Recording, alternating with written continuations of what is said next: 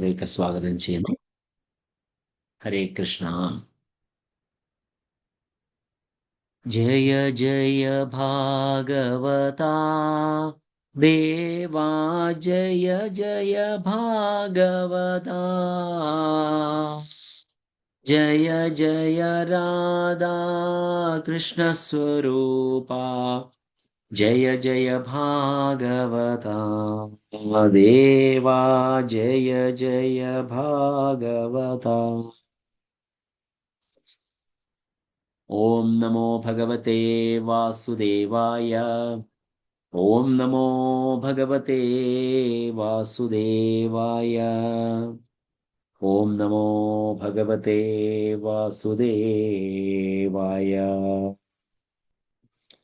നിഗമകൽപതരോർഗലിതം ഫലം ശുഖമുഖാദമൃതാദ്രവ്യസംയുതം പിബത ഭാഗവതം രസമാലയം മുഹുരഹോരസികാ ഭുവി ഭാവുകാഃ. നാരായണം നമസ്കൃത്യ നരം ചൈവ നരോത്തമം ദേവീം സരസ്വതീം വ്യാസം തതോ ജയമുദീരയേത്. നഷ്ടപ്രായേഷു ഭദ്രേഷു നിത്യം ഭാഗവത സേവയാ ഭഗവതീരുത്തമശ്ലോകേ ഭക്തിർഭവതി നൈഷ്ഠുകീ.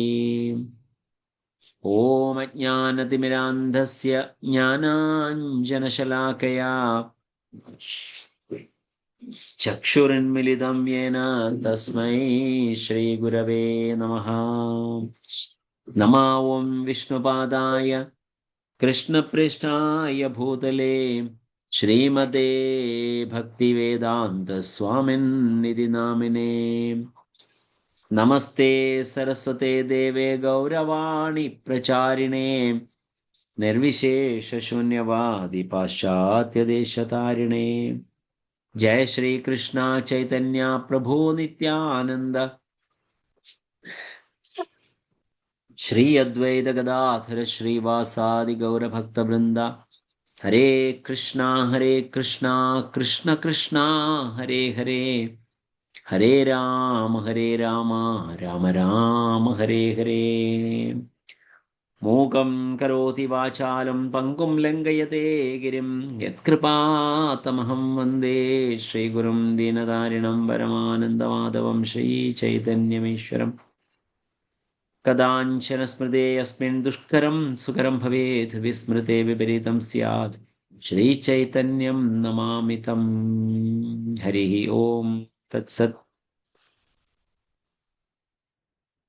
സർവശാസ്ത്രാബ്ധിപീയൂഷ സർവവേദൈകസത്ഫലാം സർവസിദ്ധാന്തരത്നാഢ്യ സർവലോകൈകദൃക്പ്രദാം സർവഭാഗവത പ്രാണ ശ്രീമദ്ഭാഗവത പ്രഭോ കലിധ്വന്തോദിതാദിത്യ ശ്രീകൃഷ്ണ പരിവർത്തിത.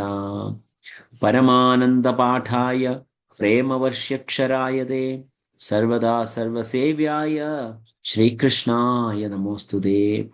മദേകബന്ധോ മത്സംഗിൻ മദ്ഗുരോ മന്മഹാധന മന്നിഷ്ഠാരക മദ്ഭാഗ്യ മുദാനന്ദ നമോസ്തുതേ.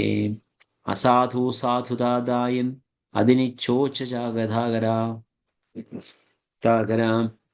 ഹാനാമുഞ്ച കഥാചിന്മാം പ്രേംനാ ഹൃത്കണ്ഠയോ സ്പൃഹാം. ഗ്രന്ഥരാജ് ശ്രീമദ്ഭാഗവതം കി ജയ. ഹരേ കൃഷ്ണ. സോസാവദഭ്രകരുണോ ഭഗവാൻ വിവൃദ്ധ പ്രേമസ്മിതേന നയനാംബുരുഹം വിജൃംഭൻ ഉത്ഥായ വിശ്വവിജയായ ചനോ വിഷാദം മാധ്വാ ഗിരാപയനയതാ പുരുഷഃ പുരാണഃ. ട്രാൻസ്ലേഷൻ നമുക്ക് വായിക്കാം. പരമോന്നതനും ഏറ്റവും പുരാതനനുമായ ഭഗവാൻ ആത്യന്തികമായി കരുണാമയനാണ്. അദ്ദേഹം തൻ്റെ കമല നേത്രങ്ങൾ തുറന്ന് പുഞ്ചിരിയോടെ എനിക്കുമേൽ അനുഗ്രഹം ചൊരിയുമെന്ന് ഞാൻ ആശിക്കുന്നു. മുഴുവൻ ഭൗതിക സൃഷ്ടിയെയും സമുദ്ധരിക്കുവാനും ദയാപൂർവം നിർദ്ദേശങ്ങൾ നൽകി നമ്മുടെ വിഷാദം നീക്കുവാനും അദ്ദേഹത്തിന് സാധിക്കും. ഹരേ കൃഷ്ണ. ബ്രഹ്മദേവന്റെ പ്രാർത്ഥന ശരിക്കും ഇവിടെ കഴിയുകയാണ്. വളരെ മനോഹരമായ ഈ ഒരു ശ്ലോകത്തോടു കൂടിയാണ് ഇവിടെ ആ പ്രാർത്ഥന കഴിയുന്നത്. ഇനി മൈത്രേയ മുനി ആ പ്രാർത്ഥനയെ കുറിച്ചിട്ടുള്ള ഒരു അവലോകനം, അതായത് അദ്ദേഹം അതിൻ്റെ ഒരു അഭിപ്രായം പറയുകയാണ്.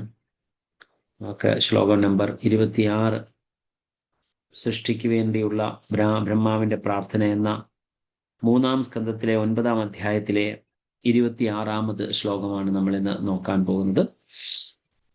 മൈത്രേയ ഉവാച സ്വസംഭവം നിശാമ്യൈവം തപോ വിദ്യാസമാധിഭിഃ യാവന്മനോവചസ്തുത്വാ വിരരാമാസഖിന്നവത്. വിവർത്തനം ഭാവാർത്ഥം ശിലപ്രഭുപാദരുടെ. ശിലപ്രഭുപാദ് കി ജയ്. മൈത്രേയ മുനി പറഞ്ഞു, ഓ വിതുര, ബ്രഹ്മദേവൻ തന്റെ ആവിർഭാവത്തിന്റെ പ്രഭവം പരമദിവ്യോത്തമ പുരുഷനായ ഭഗവാനാണെന്ന് നിരീക്ഷിച്ച ശേഷം അദ്ദേഹത്തിന്റെ കാരുണ്യത്തിനു വേണ്ടി മനസ്സുകൊണ്ടും വാക്കുകൾ കൊണ്ടും കഴിയാവുന്നത്ര പ്രാർത്ഥിച്ചു.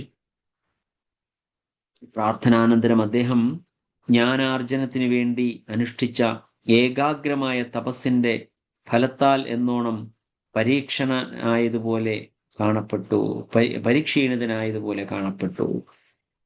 അവിടെ മൈത്രേയ മുനി വിതുരരോട് ഉപദേശിച്ചു കൊടുക്കുന്ന ഭാഗത്തില് ബ്രഹ്മാവിന്റെ പ്രാർത്ഥന ഇൻക്ലൂഡ് ചെയ്തു. ഇവിടെ മൈത്രേയ മുനി പറയുന്നത് എന്താണ്? ബ്രഹ്മദേവൻ തന്റെ ആവിർഭാവത്തിന്റെ പ്രഭവം പരമദിവ്യോത്തമ പുരുഷനായ ഭഗവാൻ ആണെന്ന് നിരീക്ഷിച്ച ശേഷം അദ്ദേഹത്തിന് മനസ്സിലായി എവിടെ നിന്നാണ് ബ്രഹ്മദേവൻ ഉദ്ഭവിച്ചത്. ആ താമരയിൽ കൂടി വന്നിട്ട്, ആ താമര തണ്ടിന്റെ വിശേഷണങ്ങളെ കുറിച്ച് നമ്മൾ കഴിഞ്ഞ ക്ലാസ്സുകളിൽ കേട്ടിരുന്നു. അങ്ങനെ ആ താമര തണ്ടുകളിൽ കൂടി ഭഗവാന്റെ നാഭിയിൽ നിന്ന് ആവിർഭവിച്ച ആ താമരയിൽ ജനനം കൊണ്ട ആ ബ്രഹ്മദേവൻ താഴേക്ക് പോകാൻ ശ്രമിച്ചപ്പോൾ അത് ഫലവത്താകാതെ പോവുകയും പിന്നെ അതിനുശേഷം തപസ്സനുഷ്ഠിച്ച് അദ്ദേഹത്തിന്റെ സോഴ്സ് ഭഗവാനാണ് എന്ന് മനസ്സിലാക്കിയതിനു ശേഷം അദ്ദേഹത്തിന്റെ കാരുണ്യത്തിനു വേണ്ടി മനസ്സുകൊണ്ടും വാക്കുകൾ കൊണ്ടും കഴിയാവുന്നത്ര പ്രാർത്ഥിച്ചു. So what are the best possible way, അദ്ദേഹത്തിന്റെ ശക്തിക്ക് ഉതകുന്നതായ രീതിയിൽ ബ്രഹ്മദേവൻ പ്രാർത്ഥിക്കുകയാണ് ചെയ്തത്. പ്രാർത്ഥനാനന്തരം അദ്ദേഹം ജ്ഞാനാർജനത്തിനു വേണ്ടി അനുഷ്ഠിച്ച ഏകാഗ്രമായ തപസ്സിന്റെ ഫലത്താൽ എന്നോണം പരീക്ഷീണിതനായതുപോലെ കാണപ്പെട്ടു. ഭാവാർത്ഥം വായിക്കാം. ആരാണ് വായിക്കേണ്ടത്? ഹരേ കൃഷ്ണ പ്രഭുജി. ഹരേ കൃഷ്ണ. ഭാവാർത്ഥം. ബ്രഹ്മദേവന് ജ്ഞാനോദയം ഉണ്ടായത് അദ്ദേഹത്തിന്റെ ഹൃദയത്തിൽ ഭഗവാൻ ഉള്ളത് കൊണ്ടാണ്. താൻ സൃഷ്ടിക്കപ്പെട്ടതിന് ശേഷം അദ്ദേഹത്തിന് തന്റെ ആവിർഭാവത്തിന്റെ പ്രഭവം തിട്ടപ്പെട്ടു കിട്ടിയിരുന്നില്ല. പക്ഷെ സുദീർഘമായ ഏകാഗ്ര തപസ്സിനൊടുവിൽ അദ്ദേഹത്തിന് തന്റെ ജന്മത്തിന്റെ പ്രഭവം നിശ്ചയിക്കപ്പെട്ടു കിട്ടുകയും അങ്ങനെ അദ്ദേഹം സ്വന്തം ഹൃദയത്താൽ ഉണർത്തപ്പെടുകയും ചെയ്തു. പുറത്തുള്ള ആത്മീയ ഗുരുവും അകത്തുള്ള ആത്മീയ ഗുരുവും ഭഗവാന്റെ പ്രാതിനിധ്യങ്ങളാണ്. അത്തരത്തിലുള്ള യഥാർത്ഥ പ്രാതിനിധ്യങ്ങളുമായി സമ്പർക്കമില്ലാത്ത ഒരുവന് താൻ ഒരു ആത്മീയ ഗുരുവാണെന്ന് അവകാശപ്പെടാൻ കഴിയില്ല. അന്ന് ലോകത്തിലുണ്ടായിരുന്ന ഒരേ ഒരു ജീവി ബ്രഹ്മദേവൻ ആയിരുന്നതിനാൽ അദ്ദേഹത്തിന് പുറമേ നിന്നുള്ള ആ ഒരു ആത്മീയ ഗുരുവിന്റെ സഹായം തേടാൻ അവസരം ലഭിച്ചിരുന്നില്ല. തന്മൂലം അദ്ദേഹത്തിന്റെ പ്രാർത്ഥനകളിൽ സംതൃപ്തനായ ഭഗവാൻ അദ്ദേഹത്തിന്റെ ഉള്ളിൽ ഉണ്ടായിരുന്നതിനെല്ലാം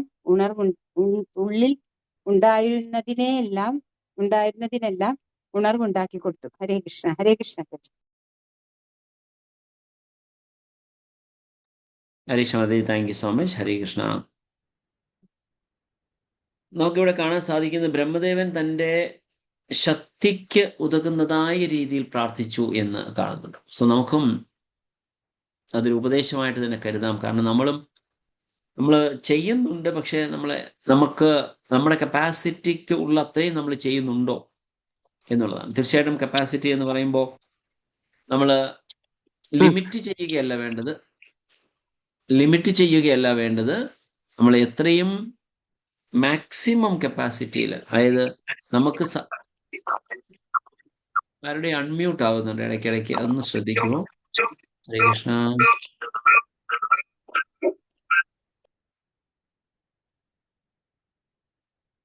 ഹരേ കൃഷ്ണ. സോ ആ കപ്പാസിറ്റി എന്ന് പറയുമ്പോൾ we should do more than what we can. നമുക്ക് സാധിക്കുന്നതിലും കൂടുതൽ നമ്മൾ ചെയ്യാനായിട്ട് ശ്രമിക്കുകയാണ് വേണ്ടത്. എങ്കിലേ അത് നമ്മളുടെ പൂർണ്ണമായ കപ്പാസിറ്റി ഉപയോഗിക്കാൻ സാധിക്കത്തുള്ളൂ. നമുക്ക് 24 മണിക്കൂർ ഭഗവാൻ നൽകിയിട്ടുണ്ട്. ആ 24 മണിക്കൂർ നമ്മൾ എത്ര സമയം ഭഗവാന്റെ കാര്യങ്ങൾക്ക് വേണ്ടി ചെലവാക്കുന്നുണ്ട്? തീർച്ചയായിട്ടും നമ്മുടെ കാര്യങ്ങൾക്ക് വേണ്ടിയിട്ടാണ് നമ്മൾ കൂടുതൽ സമയം ചെലവാക്കുന്നത്. പക്ഷേ എങ്കിലും പ്രധാനപ്പെട്ട സമയങ്ങളിൽ, അതുപോലെ വേണ്ട സമയങ്ങളിലെല്ലാം നമ്മൾ ഭഗവാനെ വിളിക്കുക. സർവ്വസമയവും 24 മണിക്കൂറും ഭഗവാനെ വിളിക്കുക തന്നെയാണ് നമ്മുടെ ഉദ്ദേശം. ഇവിടെ ശ്രീല പ്രഭുപാദ് പറയുന്നത്, താൻ സൃഷ്ടിക്കപ്പെട്ടതിന് ശേഷം അദ്ദേഹത്തിന് തൻ്റെ ആവിർഭാവത്തിന്റെ പ്രഭവം തിട്ടപ്പെട്ട് കിട്ടിയിരുന്നില്ല. പക്ഷേ സുദീർഘമായ ഏകാഗ്ര തപസ്സിനൊടുവിൽ അദ്ദേഹത്തിന് തൻ്റെ ജന്മത്തിന്റെ പ്രഭവം നിശ്ചയിക്കപ്പെട്ട് കിട്ടുകയും അങ്ങനെ അദ്ദേഹം സ്വന്തം ഹൃദയത്താൽ ഉണർത്തപ്പെടുകയും ചെയ്തു. അവിടെ ഭഗവാന്റെ ആ അനുഗ്രഹം കൊണ്ട് ഏനെ ബ്രഹ്മഹൃദായ ആദികവയെ മുഹ്യന്തി യത് സൂരയഃ തേരോ വാരിമൃണാം യഥാ വിനിമയോ യത്ര ത്രിസർഗോ. അതായത് ശ്രീമദ് ഭാഗവതത്തിൽ 1-ാമത്തെ സ്കന്ധത്തിൽ 1-ാമത്തെ ശ്ലോകത്തിൽ പറയുന്നത് അതാണ്. തേനെ ബ്രഹ്മഹൃദായ ആദികവയെ. ആദികവി എന്ന് പറയുമ്പോൾ ബ്രഹ്മദേവനാണ്. അപ്പൊ ബ്രഹ്മദേവന്റെ ഹൃദയത്തിലേക്കാണ് ഭഗവാൻ ആ ജ്ഞാനത്തെ പകർത്തി നൽകിയത്. നമുക്കറിയാം, നമ്മൾ പാലിക്കുന്ന അല്ലെങ്കിൽ നമ്മൾ ഫോളോ ചെയ്യുന്ന ഈ ഒരു പരമ്പര എന്ന് പറയുന്നത്. ഇന്ദ്രനാഥ് പ്രഭുജി, ഹരേ കൃഷ്ണ. പ്രഭുവിന്റെ അത് അറിയാതെ അൺമ്യൂട്ട് ആവുന്നുണ്ടെന്ന് തോന്നുന്നു. ഹരേ കൃഷ്ണ. ഹരേ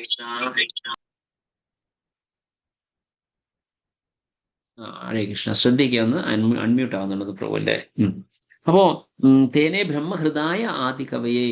സോ ബ്രഹ്മദേവന്റെ, അപ്പൊ നമ്മൾ ഫോളോ ചെയ്യുന്ന ഈ ഒരു പരമ്പര എന്ന് പറയുന്നത് ബ്രഹ്മമാധവ ഗൗഡീയ പരമ്പരയാണ്. അപ്പൊ ബ്രഹ്മമാധവ ഗൗഡീയ പരമ്പരയില് ബ്രഹ്മദേവനിൽ നിന്ന് വരുന്ന ആ ജ്ഞാനമാണ് നമുക്കിവിടെ ലഭിക്കുന്നത്. സോ അതുകൊണ്ട് നമുക്കതിൽ തീർച്ചയായിട്ടും അത് പ്രാധാന്യം അർഹിക്കുന്നതാണ്. അപ്പം അങ്ങനെ ഭഗവാൻ ഹൃദയത്തിൽ കൂടി ബ്രഹ്മദേവന് ആ ജ്ഞാനം മുഴുവൻ പകർന്നു നൽകുകയാണ് ചെയ്തത്. അങ്ങനെ പകർന്നു നൽകിയപ്പോൾ അദ്ദേഹം സ്വയം ഹൃദയത്താൽ ഉണർത്തപ്പെടുകയും ചെയ്തു. പുറത്തുള്ള ആത്മീയ ഗുരുവും അകത്തുള്ള ആത്മീയ ഗുരുവും ഭഗവാന്റെ പ്രാതിനിധ്യങ്ങളാണ്. ചൈത്യ ഗുരു എന്ന് പറയുന്ന ഒരു ഗുരു നമ്മുടെ ഉള്ളിൽ വസിക്കുന്നു. അപ്പൊ ആ ചൈത്യ ഗുരുവും നമ്മുടെ പുറമേ ഉള്ള നമ്മളുടെ ആധ്യാത്മിക ഗുരുവും രണ്ടുപേരും ഭഗവാന്റെ തന്നെ റെപ്രസെന്റേറ്റീവ് ആണ്. സമ്പർക്കമില്ലാത്ത ഒരുവന് താൻ ഒരു ആത്മീയ ഗുരുവാണെന്ന് അവകാശപ്പെടാൻ കഴിയില്ല. അപ്പം അങ്ങനെ പ്രാതിനിധ്യങ്ങളാണ്. അത്തരത്തിലുള്ള യഥാർത്ഥ പ്രാതിനിധ്യങ്ങളുമായി സമ്പർക്കമില്ലാത്ത ഒരുവന് താൻ ഒരു ആത്മീയ ഗുരുവാണെന്ന് അവകാശപ്പെടാൻ കഴിയില്ല. That's one of the qualities of a bonafide guru. നമ്മുടെ ഇനിഷ്യേഷന് ദീക്ഷയ്ക്ക് വേണ്ടി പരീക്ഷയ്ക്ക് പഠിക്കുമ്പോൾ നമുക്ക് വരുന്ന ഒരു ക്വസ്റ്റ്യൻ ആണ്, what are the qualifications of a bona fide spiritual master. അപ്പൊ ഇവിടെ ആ ക്വാളിഫിക്കേഷൻസിലെ പ്രഭാത് ഇവിടെ സ്പെസിഫൈ ചെയ്യുകയാണ് ചെയ്യുന്നത്. എന്താണ്? അത്തരത്തിലുള്ള യഥാർത്ഥ പ്രാതിനിധ്യങ്ങളുമായി സമ്പർക്കമില്ലാത്ത ഒരുവന് താൻ ഒരു ആത്മീയ ഗുരുവാണെന്ന് അവകാശപ്പെടാൻ കഴിയില്ല. സോ വെരി സ്പെസിഫിക്കലി പറയുന്നുണ്ട്, ഗുരു പരമ്പര ഗുരു ശിഷ്യ പരമ്പരയിൽ കൂടി വരുന്ന ഒരു അല്ലെങ്കിൽ കണക്ഷൻ ഉള്ള ഒരു വ്യക്തിക്ക് മാത്രമേ ഒരു ആധ്യാത്മിക ഗുരുവാകാൻ സാധിക്കത്തുള്ളൂ എന്ന് ഇവിടെ നമുക്ക് കാണാൻ സാധിക്കുന്നുണ്ട്. സോ ശ്രീല പ്രഭുപാദ് അവിടെ അത് നമുക്ക് സ്പെസിഫൈ ചെയ്യണം. അപ്പോൾ അത് നമുക്ക് വളരെ ക്ലിയർ ആയിട്ട് ഇരിക്കേണ്ട ഒരു കാര്യമാണ്. അതാണ് ഒരു ആധ്യാത്മിക ഗുരു എന്ന് പറയുമ്പോൾ തീർച്ചയായിട്ടും ആ ഗുരു പരമ്പരയിൽ കൂടി വരുന്ന ജ്ഞാനം ആസ് ഇറ്റ് ഈസ് അതേപോലെ നമ്മളിൽ എത്തിക്കാനുള്ള ഒരു യോഗ്യത അല്ലെങ്കിൽ അതിനുള്ള എന്താ പറയാ താല്പര്യം കാണിക്കണം. അല്ലാതെ സ്വന്തം ഇന്റർപ്രിട്ടേഷൻസ് കൊടുക്കുകയാണെങ്കിൽ ശിഷ്യന് യഥാർത്ഥമായ ബെനിഫിറ്റ് കിട്ടുകയില്ല. ശിലപ്രഭുപാദ് എപ്പോഴും പറയുന്നുണ്ട്, ശിലപ്രഭുപാദ് ഇത്രയും ഗ്രന്ഥങ്ങളൊക്കെ എഴുതുകയും അനലൈസ് ചെയ്ത് അതിൻ്റെ വ്യാഖ്യാനങ്ങളൊക്കെ നൽകി നമ്മൾ എത്തിച്ചിരിക്കുന്ന ശിലപ്രഭുപാദ് പറഞ്ഞിരിക്കുന്നത്, I am just A postman എങ്ങനെയാണ് ഒരാൾ എഴുതിയ കത്ത് മറ്റൊരാളിലേക്ക് യാതൊരു വിധമായ ചേഞ്ചസും കൂടാതെ കൊണ്ടെത്തിക്കുന്നുവോ, അതുപോലെ തന്നെ വേണമെങ്കിൽ പഴയ കാലങ്ങളിൽ മണി ഓർഡർ ഉണ്ടായിരുന്നു. ഇന്ന് മണി ഓർഡർ ഒന്നും ഇല്ല അല്ലേ. പഴയ കാലങ്ങളിൽ മണി ഓർഡർ ഉണ്ട്. ആ മണി ഓർഡർ ഒരാൾ കൊടുത്തു കഴിഞ്ഞാൽ ആ മണി ഓർഡറിൽ ഉള്ള അതേ പൈസ അതുപോലെ തന്നെ എത്തിക്കാനുള്ള ഉത്തരവാദിത്വം ഉള്ളതുപോലെ ഒരു യഥാർത്ഥ ഗുരു എന്ന നിലയിൽ ശ്രീല പ്രഭുപാദ് കിട്ടിയ ജ്ഞാനത്തിന് ഒരു വ്യത്യാസവും കൂടാതെ അദ്ദേഹത്തിന് ആചാര്യ പരമ്പരയിൽ കൂടി കിട്ടിയ അതേ ജ്ഞാനം നമ്മളിലേക്ക് എത്തിക്കുക എന്നുള്ള ഒരു യത്നമാണ് ശ്രീല പ്രഭുപാദ് ചെയ്തത്. സോ ഞാൻ വെറും ഒരു പോസ്റ്റ്മാൻ മാത്രമാണ് എന്നാണ് അദ്ദേഹം സ്വയം വിശദീകരിച്ചത്. തന്മൂലം അദ്ദേഹത്തിന്റെ പ്രാർത്ഥനകളിൽ സംതൃപ്തമായ ഭഗവാൻ അദ്ദേഹത്തിന്റെ ഉള്ളിൽ ഉണ്ടായിരുന്നതെല്ലാം ഉണർവ് ഉണ്ടാക്കി കൊടുത്തു. അവിടെ അതും ഒരു സ്പെസിഫിക് മനസ്സിലാക്കേണ്ട കാര്യമാണ്. എന്താണ്? അദ്ദേഹത്തിന്റെ ഉള്ളിൽ ഉണ്ടായിരുന്നതിനെല്ലാം ഉണർവാക്കി കൊടുക്കുകയാണ്. നമ്മളുടെയും എല്ലാവരുടെയും ഉള്ളില് ഈ ജ്ഞാനമെല്ലാം ഉൾക്കൊണ്ടിട്ടുണ്ട് എന്ന് വെച്ചാൽ പൂർണ്ണ ജ്ഞാനിയാണെന്നല്ല, പക്ഷെ അത് ഉൾക്കൊണ്ടിട്ടുണ്ട്. പക്ഷെ നമുക്കത് അവയർനെസ് നമുക്ക് കിട്ടുന്നില്ല. ബ്രഹ്മദേവനെ സംബന്ധിച്ച് പറഞ്ഞാൽ അതെല്ലാം അദ്ദേഹത്തിന്റെ ഉള്ളിൽ ഉണ്ടായിരുന്നു. സോ അതിനെ ചില ഭഗവാൻ കൃഷ്ണൻ ഒന്ന് റിവൈവ് ചെയ്ത് കൊടുക്കുകയാണ് ചെയ്തത്. അന്ന് ശിലപ്രഭാത് എപ്പോഴും പറയുന്ന ഒരു കാര്യമാണ്. ഇവൻ ഇസ്കോണിന്റെ ദ പേർപ്പസ് ഓഫ് ഇസ്കോൺ എന്ന് പറയുന്നതിന് to revive the lost consciousness എന്നാണ്. നമ്മുടെ ജീവിതം, നമ്മുടെ എല്ലാവരുടെയും ഉള്ളിലുള്ള അടിഞ്ഞു കിടക്കുന്ന ആ യഥാർത്ഥ കൃഷ്ണപ്രേമം, ഭഗവാനോടുള്ള ആ ഒരു പ്രേമം നമ്മൾ ഉണർത്തിയെടുക്കുക എന്നുള്ളതാണ് ഉദ്ദേശം. എന്ന് പറയുന്നത് പോലെ ഇവിടെ ബ്രഹ്മദേവന്റെ ഇതിനെക്കുറിച്ച് പറയുമ്പോൾ പറയുന്നത് പ്രാർത്ഥനകളിൽ തന്മൂലം അദ്ദേഹത്തിന്റെ പ്രാർത്ഥനകളിൽ സംതൃപ്തനായ ഭഗവാൻ അദ്ദേഹത്തിന്റെ ഉള്ളിൽ ഉണ്ടായിരുന്നതെല്ലാം ഉണർവുണ്ടാക്കി കൊടുത്തു എന്നുള്ളത്. സോ നമ്മളും ചെയ്യേണ്ടത് നമ്മുടെ ഉള്ളിലുള്ള ആ യഥാർത്ഥ ചേതനയെ ഉണർത്തിയെടുക്കുക എന്നുള്ളത്. ശ്ലോകം 27-28. അഥാഭിപ്രേതമന്വേക്ഷ്യ ബ്രഹ്മണോ മധുസൂദനഃ വിഷണ്ണാചേതസം തേന കൽപ്പവ്യതികരാംഭസാഃ ഏകസംസ്ഥാന വിജ്ഞാന ആത്മനാ പരിഛിദ്യതഃ തമാഹാഗാഥയാ വാചാ കശ്മലം ശമയന്നിവ.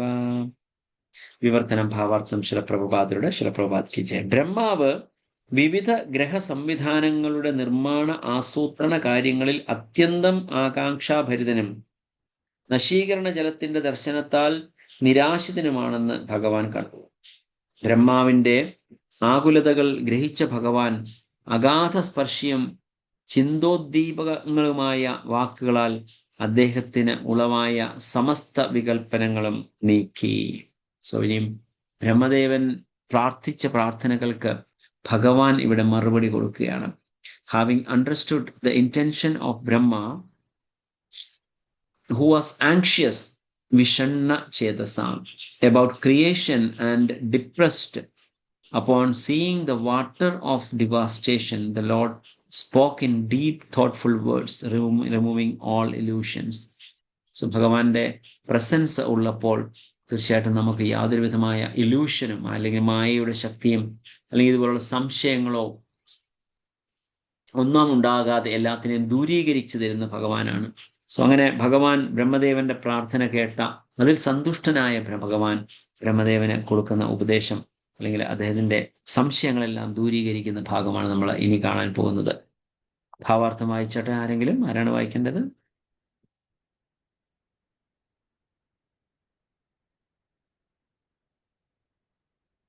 ഹരേ കൃഷ്ണ. വായിക്കട്ടെ പ്രഭുജി?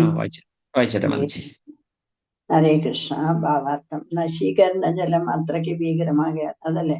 അതിനെ നശീകരണ ജലം അത്രയ്ക്ക് ഭീകരമാകയാൽ അതിന്റെ ഉപരിതല ശൂന്യതയിൽ മനുഷ്യർക്ക് താഴെയുള്ളവരും അമാനുഷികരുമായ വിവിധ ജീവസത്തകൾക്ക് അധിവസിക്കുവാനുള്ള വ്യത്യസ്ത ഗ്രഹങ്ങളെ സ്ഥിതി ചെയ്യിക്കുന്ന സംവിധാനം എങ്ങനെ സാധകമാക്കുമെന്ന് അതിന്റെ ആവിർഭാവത്തിൽ ബ്രഹ്മാവ് പോലും സംഭ്രാന്തനായി. ഭൗതിക പ്രകൃതിയുടെ പ്രവർത്തന രീതികളുടെ പ്രേരണകൾക്ക് വിധേയരായി വിവിധ നിലവാരങ്ങളിലുള്ള ജീവസത്തകൾ അധിവസിക്കുന്നവയാണ് ലോകത്തിലെ മുഴുവൻ ഗ്രഹങ്ങളും. ഭൗതിക പ്രകൃതിക്ക് ത്രൈഗുണ പ്രവർത്തനങ്ങളാണുള്ളത്. ത്രിഗുണങ്ങൾ മറ്റൊന്നിനോട് ചേരുമ്പോൾ 9 ഗുണങ്ങളായി വർദ്ധിക്കുന്നു. 9 ഗുണങ്ങൾ മറ്റൊന്നിനോട് മിശ്രിതപ്പെടുത്തുമ്പോൾ 81 പെരുകും. 81 പിന്നെയും മിശ്രിതം ചെയ്യപ്പെടും. അവിധം അനവധി തവണ ആവർത്തിക്കപ്പെടുമ്പോൾ മായാഗുണങ്ങളുടെ വർധന ആത്യന്തികമായി എത്രയാകുമെന്ന് നിർണിക്കാൻ സാധ്യമല്ലാതാകും. ബദ്ധാത്മാക്കൾക്കെല്ലാം ഉചിതമായ ശരീരങ്ങളും അവയ്ക്ക് അധിവസിക്കാൻ പറ്റിയ സ്ഥലങ്ങളും സാഹചര്യങ്ങളും ബ്രഹ്മാവിന് കണ്ടെത്തണമായിരുന്നു. ഈ സാഹസം ബ്രഹ്മാവിന് മാത്രമുള്ളതായിരുന്നു. ലോകത്തിലെ മറ്റാർക്കും അതിന്റെ വൈഷമ്യം മനസ്സിലാക്കാൻ കഴിയില്ല. പക്ഷേ ഭഗവാന്റെ കാരുണ്യത്താൽ ഈ അതിഭയങ്കര സാഹസിക കർമ്മം പരിപൂർണമായി നിർവഹിക്കുവാൻ അദ്ദേഹത്തിന് സാധിച്ചു. വിധാതാവിന്റെ അഥവാ നിയന്താവിന്റെ ഈ പ്രവർത്തന നൈപുണ്യം ഏവരെയും അത്ഭുത പരതന്ത്രരാക്കുന്നു. Hare Krishna. Hare Krishna. Thank you. Hare Krishna. Thank you Mataji. Hare Krishna. ഇവിടെ പറയുന്നത് ഭൗതിക പ്രകൃതിയുടെ പ്രവർത്തന രീതികളുടെ പ്രേരണകൾക്ക് വിധേയരായി വിവിധ നിലവാരങ്ങളിലുള്ള ജീവസത്തകൾ അധിവസിക്കുന്നവയാണെന്ന് ആണ് ലോകത്തിലെ മുഴുവൻ ഗ്രഹങ്ങളും. ഭൗതിക പ്രകൃതിക്ക് ത്രൈഗുണ പ്രവർത്തനങ്ങളാണുള്ളത്. ത്രിഗുണങ്ങൾ മറ്റൊന്നിനോട് ചേരുമ്പോൾ 9 ഗുണങ്ങളായി വർദ്ധിക്കുന്നു.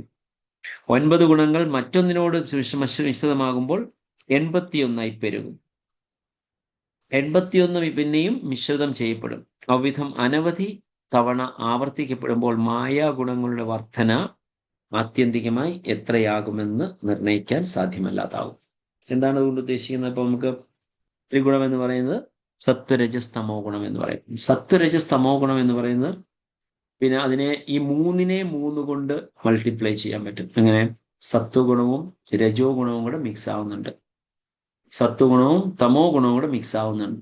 രജോ ഗുണവും സത്വഗുണം, അങ്ങനെ 3ഉം അങ്ങോട്ടും ഇങ്ങോട്ടും മിക്സ് ആകുമ്പോൾ അത് 9 പിന്നെ 9 അത് വീണ്ടും അതുമായിട്ട് അത്രയുമായിട്ട് വീണ്ടും മൾട്ടിപ്ലൈ അങ്ങനെയാണ് മായയുടെ ഭാവം ഉണ്ടാകുന്നത് എന്നുള്ളത് നമുക്കിവിടെ സൂചിപ്പിക്കുന്ന ചില പ്രഭാവം. ഔവിധം അനവധി തവണ ആവർത്തിക്കപ്പെടുമ്പോൾ മായാ ഗുണങ്ങളുടെ വർധന ആത്യന്തികമായി എത്രയാകുമെന്ന് നിർണ്ണയിക്കാൻ സാധ്യമല്ല. അതുകൊണ്ടാണ് ഇമ്പാക്ട്, മായയുടെ എത്രമാത്രം ഇമ്പാക്ട് നമ്മളിൽ ഉണ്ടാകുന്നു എന്നുള്ളത് നമുക്ക് നിർണ്ണയിക്കാൻ സാധിക്കാത്ത വിധം വർണ്ണനാതീതമായിട്ട് ഒരുപാട് കൂടിക്കൂടി വരുന്നു.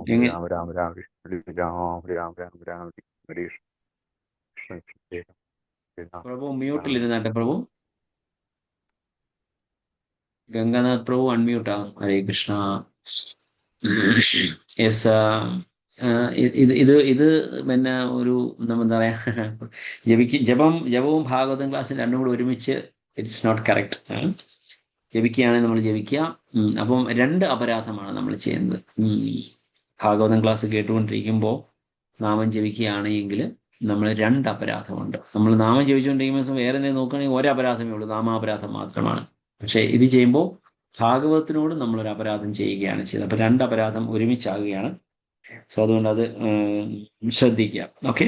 സോ ഇവിടെ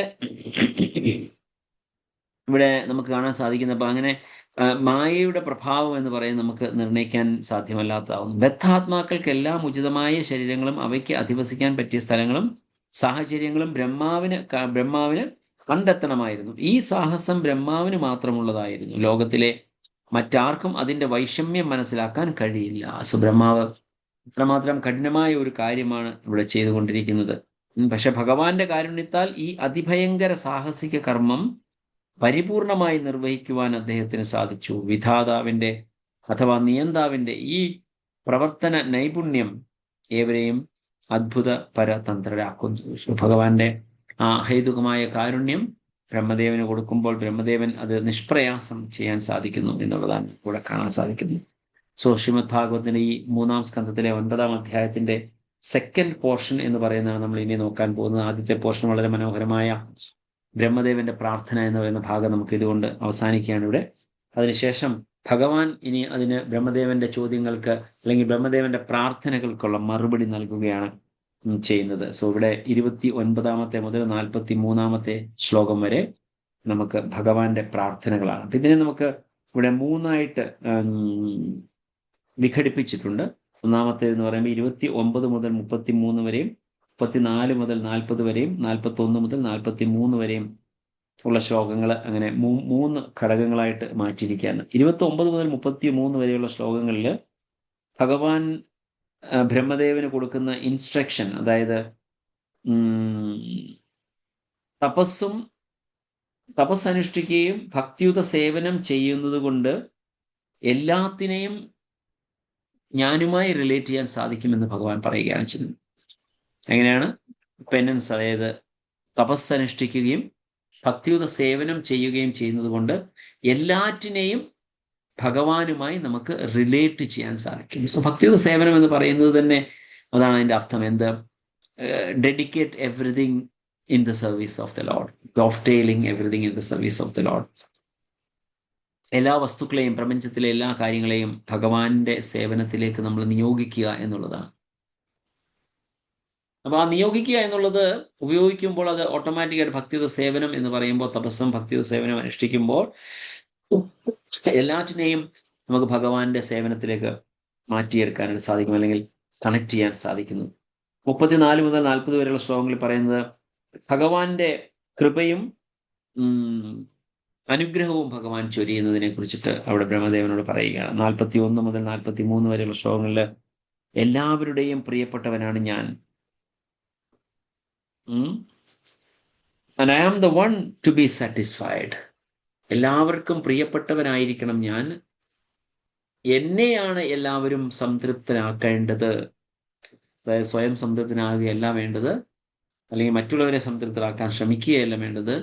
എല്ലാവരും ശ്രമിക്കേണ്ടത് ഭഗവാനെ സംതൃപ്തനാക്കാൻ വേണ്ടിയുള്ളതാണ് എന്നുള്ള ഭാഗമാണ് നമുക്ക് 41 മുതൽ 43 വരെയുള്ള ശ്ലോകങ്ങളിൽ കാണാൻ സാധിക്കുന്നത്. അപ്പൊ ഇതാണ് 3 വേർഷൻ അല്ലെങ്കിൽ 3 ഡിവിഷൻസ് ആയിട്ട് നമുക്ക് ഈ ഭഗവാന്റെ റിപ്ലൈ നമുക്ക് കാണാൻ സാധിക്കുന്നു. സോ നമുക്ക് നോക്കാം 29ാമത്തെ ശ്ലോകത്തിൽ എന്താണ് പറയുന്നത്. ഭഗവാനോട് പറയുന്നത് എന്താണ്?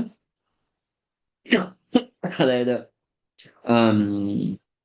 ബ്രഹ്മദേവനോട് പറയുന്ന ഫസ്റ്റ് പോർഷൻ എന്ന് പറഞ്ഞാൽ 29 മുതൽ 33 വരെയുള്ള ശ്ലോകങ്ങളിൽ പറയുന്നത് തപസ് അനുഷ്ഠിക്കുകയും ഭക്തിയുത സേവനവും ചെയ്തുകൊണ്ട് എന്നിലേക്ക് എല്ലാം കണക്ട് ചെയ്യാൻ സാധിക്കും എന്നുള്ളത് ഭഗവാനോട് പറയുകയാണ് ചെയ്യുന്നത്. സോ ഇവിടെ ആദ്യത്തെ ഇതിൽ പറയുന്നത്, നീ ഒരു തരത്തിലും ഉത്കണ്ഠപ്പെടേണ്ടതില്ല, അല്ലെങ്കിൽ യാതൊരു വിധത്തിൽ ആങ്ഷ്യസ് ആകേണ്ട ആവശ്യമില്ല, എല്ലാം വളരെ ക്ലിയർ ആയിട്ട് വന്നുകൊള്ളും എന്ന് ഭഗവാനോട് സമാധാനിപ്പിക്കുകയാണ് ചെയ്യുന്നത്. ശ്രീ ഭഗവാൻ ഉവാച മാ വേദഗർഭ ഗാസ്തന്ത്രീം സർഗ ഉദ്യമമാവഹ തന്മയാപാദിതം ഹ്യഗ്രേ യന്മാം പ്രാർത്ഥയനേതേ ഭവാൻ.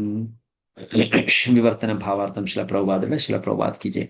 പരമദിവ്യോത്തമ പുരുഷനായ ഭഗവാൻ അപ്പോൾ പറഞ്ഞു, ഓ ബ്രഹ്മാവേ, വേദങ്ങളുടെ അവഗാഹമേ, സൃഷ്ടിയുടെ നിർവഹണത്തെപ്പറ്റി നിരാശപ്പെടുകയോ ഉത്കണ്ഠപ്പെടുകയോ വേണ്ടതില്ല. താങ്കൾ എന്നോട് യാചിച്ചത് ഞാൻ നേരത്തെ തന്നെ നൽകിയിട്ടുണ്ട്. സോ ഓൾറെഡി ബ്രഹ്മാവിന്റെ ഹൃദയത്തിലുണ്ട്. അതിനെ ഇനി ജസ്റ്റ് ഒന്ന് പൊടി കളഞ്ഞ് ഒന്ന് ഉണർത്തിയെടുത്താൽ മാത്രം മതി. സോ ഓൾറെഡി ഞാനിതെല്ലാം നിനക്ക് നേരത്തെ തന്നിട്ടുണ്ട് എന്ന് ബ്രഹ്മാവിനോട് ഓർമ്മപ്പെടുത്തുകയാണ് ചെയ്തത്. എങ്ങനെയാണ് ഭഗവാൻ ഇവിടെ ബ്രഹ്മദേവനെ അഡ്രസ് ചെയ്യുന്നത്? ഓ ബ്രഹ്മാവേ, വേദങ്ങളുടെ അവഗാഹമേ. സോ അവിടെ ആ ഒരു വാക്ക് ഉപയോഗിക്കുമ്പോഴാണ് ഓൾറെഡി നിനക്കിതെല്ലാം അറിയാം എന്ന് ഒരു അണ്ടർസ്റ്റാൻഡിങ് അവിടെ വരിക. Because already Krishna has already given all the Vedas to him.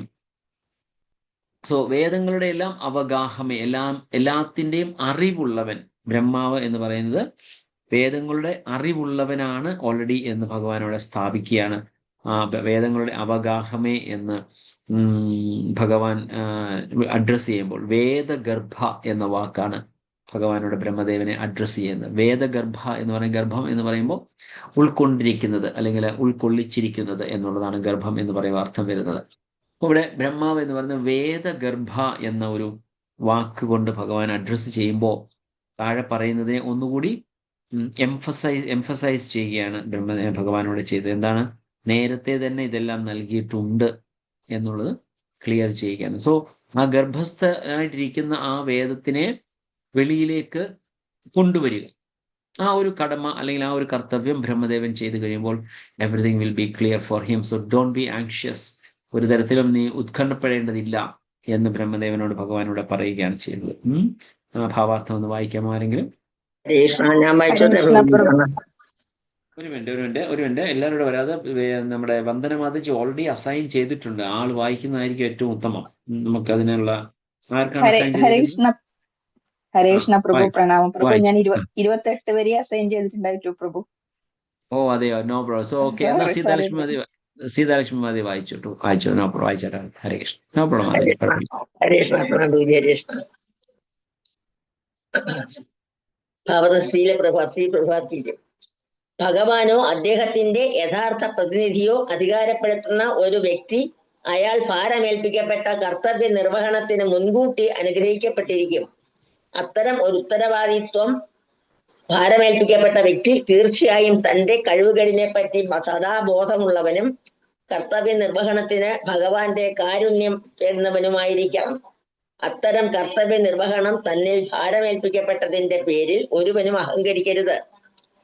ഭാഗ്യം കൊണ്ടാണ് താൻ അതിന് ഭാരമേൽപ്പിക്കപ്പെട്ടതെന്നും താൻ എപ്പോഴും ഭഗവാന്റെ ദാസനാണെന്നുള്ള സ്ഥിരബോധം ഉണ്ടായാൽ തീർച്ചയായും ഏൽപ്പിക്കപ്പെട്ട കർത്തവ്യം വിജയകരമായി പൂർത്തീകരിക്കാൻ അവന് കഴിയും. കുരുക്ഷേത്ര യുദ്ധഭൂമിയിൽ യുദ്ധം ചെയ്യാൻ നിയോഗിതനായ അർജുനന്റെ വിജയം ഉറപ്പാക്കാൻ വേണ്ട ക്രമീകരണങ്ങൾ അദ്ദേഹത്തെ അതിനെ നിയോഗിക്കുന്നതിന് മുമ്പേ ഭഗവാൻ ചെയ്തിരുന്നു. താൻ ഭഗവാന്റെ വിധേയനാണെന്ന ബോധം എപ്പോഴും ഉണ്ടായിരുന്ന അർജുനൻ അദ്ദേഹത്തെ തന്റെ ഉത്തരവാദിത്ത നിർവഹണത്തിന് പരമോന്നത മാർഗദർശകനായി സ്വീകരിച്ചു. ഒരുവൻ തന്റെ കർത്തവ്യ കർമ്മങ്ങളുടെ നിർവഹണത്തിൽ അഭിമാനിക്കുകയും അതിന്റെ ബഹുമതി ഭഗവാന് നൽകാതിരിക്കുകയും ചെയ്താൽ അത് അഹങ്കാരമാവുകയും അവന് തന്റെ പ്രവൃത്തികൾ ഭംഗിയായി പൂർത്തിയാക്കാൻ കഴിയാതാവുകയും ചെയ്യും. ബ്രഹ്മാവും അദ്ദേഹത്തിന്റെ കാലടികൾ പിന്തുടർന്ന് വിജയികളായ ശിഷ്യ പരമ്പരകളും പരമദിവ്യോത്തമ പുരുഷനായ ഭഗവാന് വേണ്ടിയുള്ള അതീന്ദ്രിയ ഭക്തിയുത സേവന നിർവഹണത്തിൽ എല്ലായ്പ്പോഴും വിജയികളായിരിക്കും. ഹരേ കൃഷ്ണ. മാതാജി, ഹരേ കൃഷ്ണ. സോ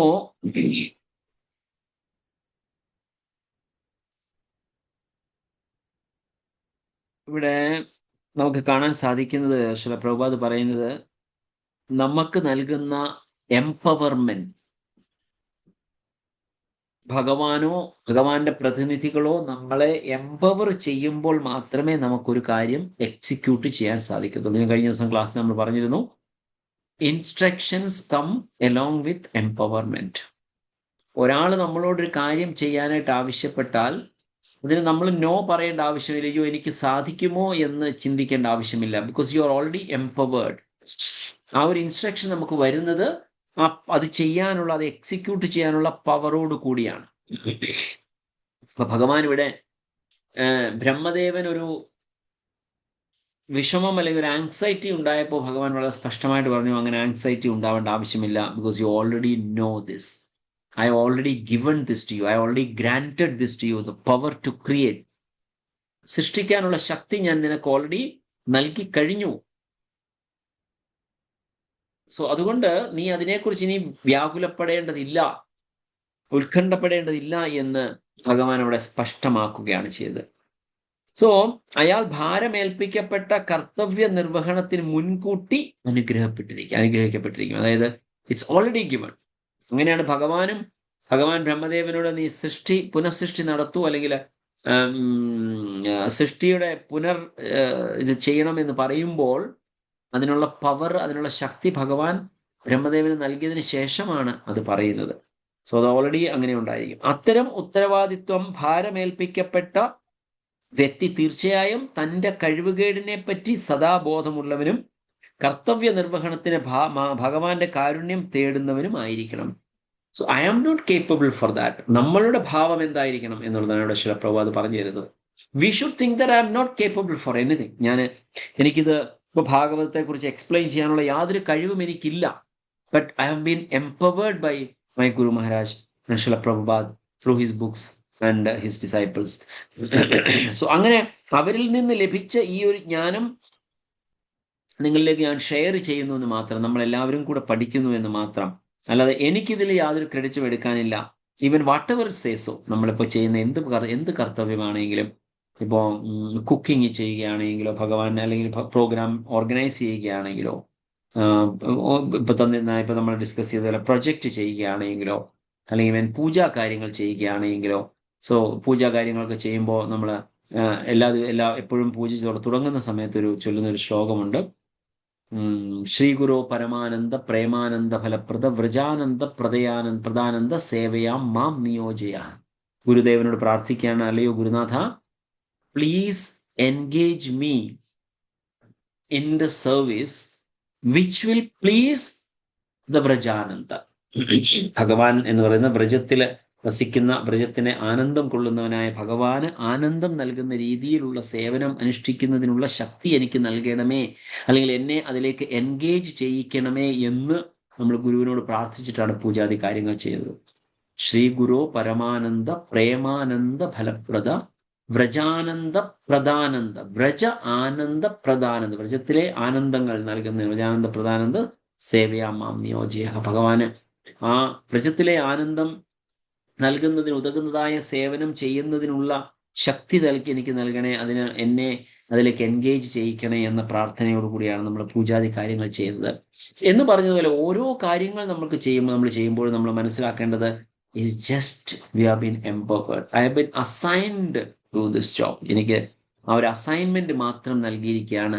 അതല്ലാതെ നമ്മളെ സംബന്ധിച്ച് പറഞ്ഞാൽ എനിക്ക് യാതൊരു യോഗ്യതയുമില്ല. അതിന് ബെസ്റ്റ് എക്സാമ്പിൾ ശില പ്രഭുപാദർ എഴുതിയിരിക്കുന്ന ഈ ബുക്കുകളൊക്കെ അദ്ദേഹം എഴുതിയിരിക്കുന്നുണ്ട്. പല പ്രാവശ്യവും ശില പ്രഭുപാദർ സ്വയം ആ ബുക്കുകളെടുത്ത് വീണ്ടും വായിക്കുന്നു. അപ്പോൾ ഒരു ശിഷ്യൻ ശില പ്രഭുപാദനോട് ചോദിച്ചു, പ്രഭുപാദ് അങ്ങ് തന്നെ എഴുതിയ ബുക്ക് എന്തിനാ അങ്ങ് വായിക്കുന്നത് എന്ന് ചോദിച്ചു. ശില പ്രഭുപാദ് പറഞ്ഞു, ഇത് ഞാൻ എഴുതിയതല്ല, എന്നെ കൊണ്ട് എഴുതിപ്പിച്ചതാണ്. എനിക്കതിനുള്ള ജ്ഞാനം ലഭിക്കുന്നു, ഞാനത് എഴുതി വെച്ചു എന്ന് മാത്രം. ഇത് എന്താ എഴുതിയിരിക്കുന്നത് എനിക്ക് തന്നെ അറിയില്ല എന്ന് പറഞ്ഞ ചിലപ്പോൾ അത് സ്വന്തം ബുക്കുകൾ പഠിക്കുന്ന ഒരു സിറ്റുവേഷൻ നമുക്ക് കാണാൻ സാധിക്കുന്നതാണ്. So that is his humbleness, definitely, no doubt on that. പക്ഷെ ആ ഭാവമായിരിക്കണം നമുക്ക്. എനിക്കെന്തോ അറിയാം, ഞാൻ ആരോ ആണ്, സംതിങ് ഗ്രേറ്റ് എന്ന ഒരു തോന്നൽ ഉണ്ടാവാതെ ഈ ജോലികളൊക്കെ നമുക്ക് അസൈൻ ചെയ്തിരിക്കുന്നതാണ്. If not Atichandra Govinda Das, there is somebody else will be there to give class for to you all.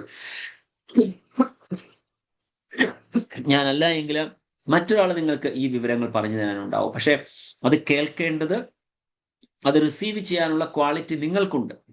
So പക്ഷെ എനിക്ക് അതിനുള്ള സൗഭാഗ്യം എനിക്ക് ഭഗവാൻ നൽകി, എൻ്റെ ഗുരുനാഥൻ എനിക്ക് നൽകി. അത് ഞാൻ അവരോടെല്ലാം കാണിക്കുന്നു എന്നൊരു ഭാവത്തിലും ബോധത്തിലുമായിരിക്കണം നമ്മളെപ്പോഴും ഉണ്ടാകേണ്ടത്. ചിലപ്പോൾ തുടർന്ന് പറയുന്നത് വളരെ ഇമ്പോർട്ടൻ്റ് ആയിട്ട് പോലെ, otherwise your endeavour will be unsuccessful. Very clear. ഈ ഭാവന നമുക്കില്ല എങ്കിൽ നോക്കുക താഴെ, let me just check where it is.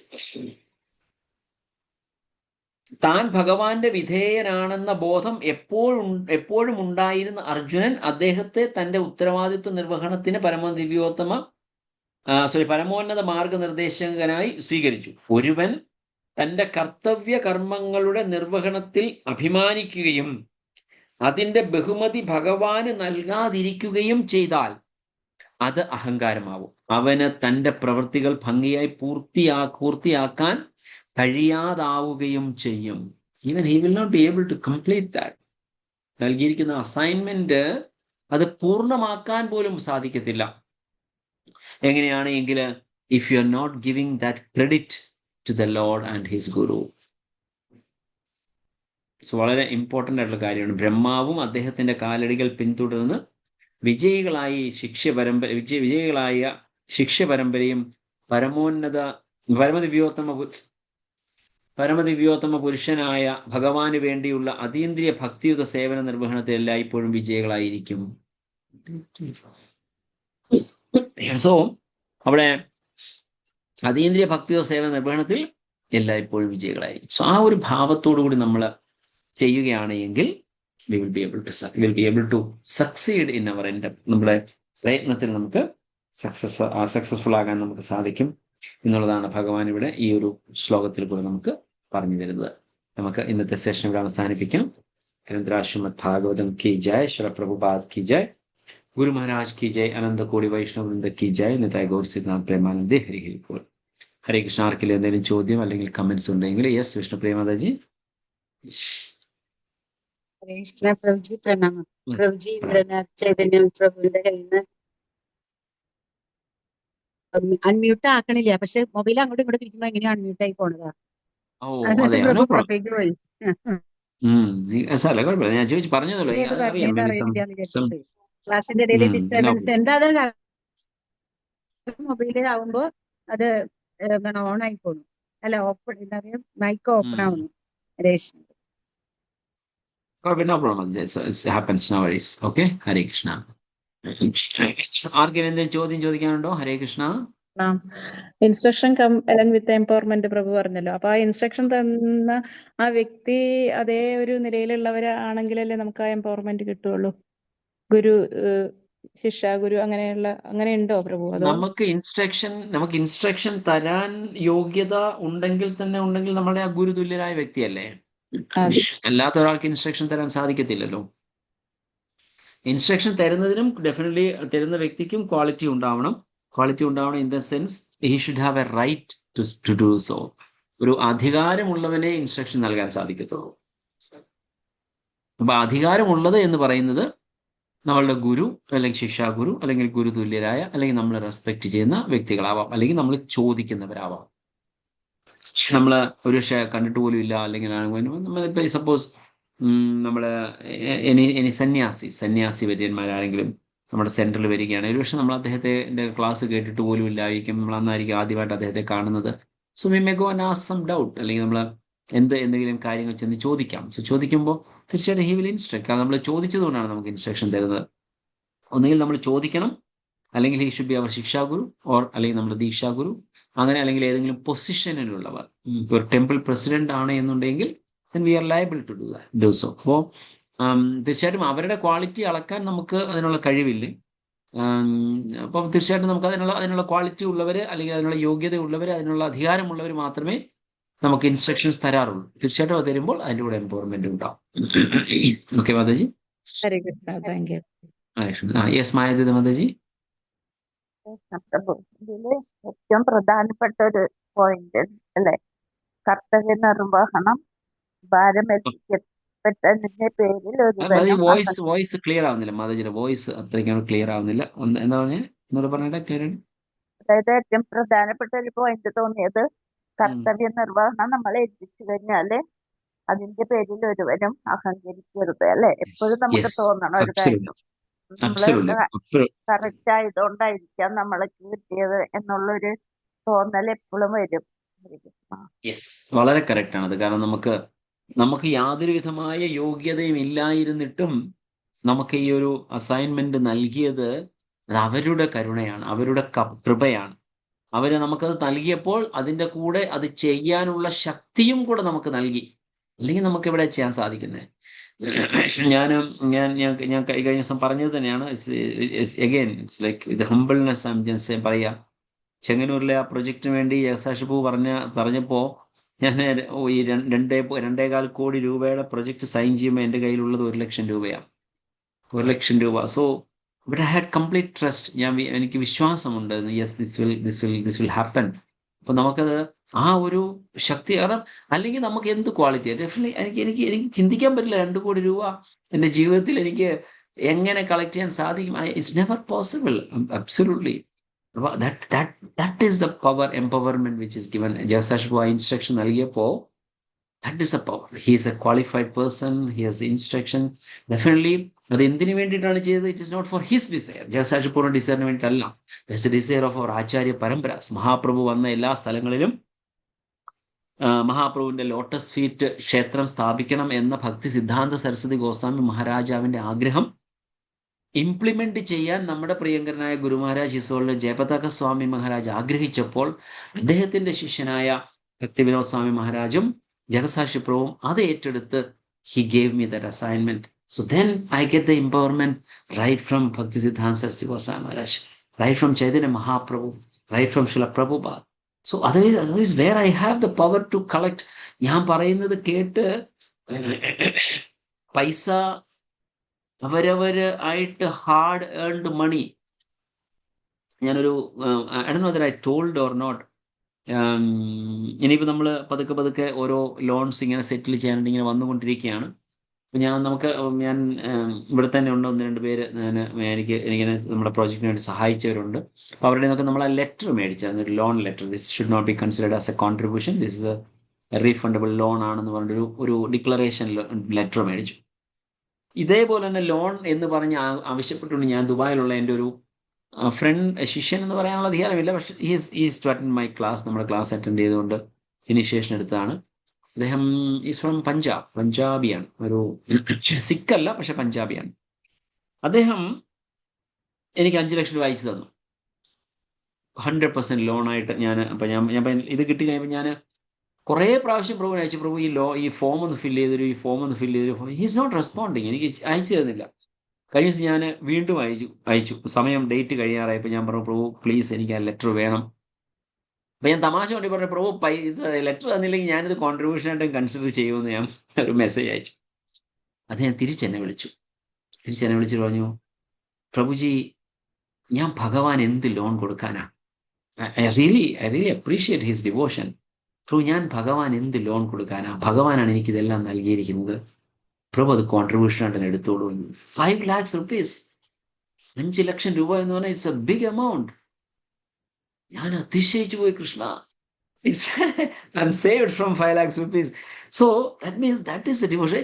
അല്ലെങ്കിൽ എനിക്കെന്ത് ക്വാളിറ്റി? ഞാൻ അവർ അത്രയും കഷ്ടപ്പെട്ട് ഉണ്ടാക്കിയ പൈസ ഞാനൊരു വാക്ക് പറഞ്ഞ് അതിൽ വിശ്വസിച്ച് ഭഗവാന്റെ പ്രൊജക്റ്റിനായിട്ട് തരണമെങ്കിൽ it is definitely not the words from me, എൻ്റെ വാക്കുകളല്ല. സോ നമ്മൾ അത്രയും പേര് അതുപോലെ പിന്നെ അതുപോലെ ഒരു വേറൊരാള് ഒരു പ്രാവശ്യം എൻ്റെ അടുത്ത് പറഞ്ഞു, പ്രഭു അതിൽ ഒരു പ്രാവശ്യം നമ്മുടെ സത്സംഗത്തിൽ വന്ന സമയത്ത് എൻ്റെ അടുത്ത് പറഞ്ഞ് സംസാരിച്ചു, പ്രഭു ഞാനൊരു എമൗണ്ട് തരാം എന്ന് പറഞ്ഞു. അപ്പോൾ എന്തോ ടെക്നിക്കൽ ഇഷ്യൂ ഉണ്ടായിരുന്നപ്പോൾ എന്നോട് പറഞ്ഞു, പ്രഭുവിൻ്റെ അക്കൗണ്ട് നമ്പർ, എൻ്റെ അക്കൗണ്ട് നമ്പർ കൊടുക്കുമെന്ന് പറഞ്ഞു. ഞാൻ എൻ്റെ അക്കൗണ്ട് നമ്പർ കൊടുത്തു. ആ മാതാജി 4.25 ലക്ഷം രൂപ അയച്ചു തന്നു. 4,27,000 സംതിങ് അങ്ങനെ എമൗണ്ട് അയച്ചു തന്നു. അതിനുശേഷം വേറൊരാള് എന്നോട് പറഞ്ഞു, പ്രഭു എന്നോട് ഒരു ദിവസം ഒരു മെസ്സേജ്, ഓൾ ഓഫ് എസ് ഒരു മെസ്സേജ്, പ്രഭു ഹരേ കൃഷ്ണ, എന്താണ് ചെങ്ങന്നൂർ പ്രൊജക്ടിന്റെ സ്റ്റാറ്റസ് എന്താണ് പ്രഭു എന്ന് പറഞ്ഞിട്ട് ഒരു മെസ്സേജ്. ഞാൻ പറഞ്ഞു, പ്രഭു മാതാജി ഇങ്ങനെ നടക്കുന്നു, ഇങ്ങനെ ആണെന്ന് പറഞ്ഞ കാര്യങ്ങൾ പറഞ്ഞു, പ്രഭു ഞാൻ നാളെ കുറച്ച് പൈസ അയച്ചു തരാം എന്ന് പറഞ്ഞു. ഞാൻ പറഞ്ഞു, ഓക്കെ മാതാജി, താങ്ക് യു. അപ്പോ പിറ്റേ ദിവസം വന്നില്ല. 2 ദിവസം കഴിഞ്ഞപ്പോൾ ഞാൻ മാതാജി ചോദിച്ചു, മാതാജി എത്ര എമൗണ്ട് എന്ന് പറയാമോ? അതൊക്കെ വളരെ ക്രൂഷ്യൽ സമയങ്ങളിലാണ് സംഭവിക്കുന്നത്, വളരെ ക്രൂഷ്യൽ സമയങ്ങളിൽ. കാരണം പിറ്റേ ദിവസം പേയ്മെന്റ് നടത്തണം, അങ്ങനെയുള്ള സമയങ്ങളിലാണ് ഇത് സംഭവിക്കുന്നത്. ഞാൻ ഇങ്ങനെ പ്രാർത്ഥിക്കും, ഭഗവാനെ എന്താ ചെയ്യേണ്ടത്? അപ്പോൾ എന്നോട് പറഞ്ഞു, Prabhu it will be definitely it's more than 1 lakh rupees, 1 ലക്ഷം രൂപയെ കൂടുതലായിരിക്കും എന്ന് പറഞ്ഞു. ഞാൻ പറഞ്ഞു, താങ്ക് യു സോ മച്ച് എന്ന് പറഞ്ഞു. അത് കഴിഞ്ഞിട്ട് പൈസ വന്നപ്പോൾ 2.25 ലക്ഷം രൂപ. Thank you. സോ ഞാൻ പറയുന്നത് ആ നെസസറി ആയിട്ടുള്ള സമയങ്ങളിൽ it will happen, it will definitely happen. So അത് ഡെഫിനറ്റ്ലി ഇറ്റ്സ് ലൈക്ക് എംപവർമെന്റ്. അല്ലെങ്കിൽ ഐ ഡോണ്ട് നോ, ഇപ്പോഴും എനിക്ക് ഓർക്കുമ്പോൾ I cannot believe that Krishna gave me that opportunity. 2.25 കോടി രൂപ, ഇറ്റ്സ് നോട്ട് എമൗണ്ട്. 2.25 കോടി രൂപ ചെറിയൊരു എമൗണ്ട് അല്ല. അത്രയും എമൗണ്ട് വന്നിട്ട് അത് നടന്നു. So we all should have that same. എൻ്റെ ഭാവം വലിയൊരു ഭാവമാണെന്നുള്ള അഹങ്കരിക്കല്ല, അതും പറയുകയല്ല. കഴിഞ്ഞ ദിവസം ദിവ്യശ്രീ പറയുകയുണ്ടായി, she was giving A class.